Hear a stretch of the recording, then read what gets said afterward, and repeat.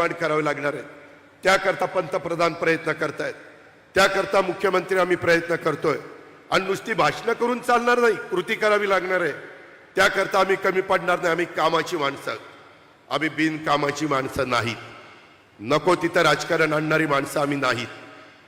आणि ह्याकरता ते काम आता घेतलंय, 25 कोटीचं क्रीडा संकुलाचं काम तुमचं मंजूर केलेलं आहे, ते आपल्याला सुरू करायचं आहे। कालच खासदार आमदारांना घेऊन बसलो होतो, नमिता मुंदडा इथं आहेत। पहिलं आशिया खंडातलं पहिलं तालुक्याचं आपलं महाविद्यालय मेडिकल कॉलेज हे अंबेजोगाईचं आहे, तिथं बरंच काम करण्याची गरज आहे। मुख्यमंत्री महोदय, काल मी आढावा घेतला, जवळपास 1000 कोटी रुपये त्या कामाच्या करता लागत आहेत। आपल्याला केंद्राकडनं पण काही पैसे घ्यावे लागतील। आज आम्ही कॅथलॅब इथं उद्घाटन केलं, तिथंही 5 एकर जागा ती पोलीस खात्याची, आता पोलीस खात्याला लागत नाही। माझी विनंती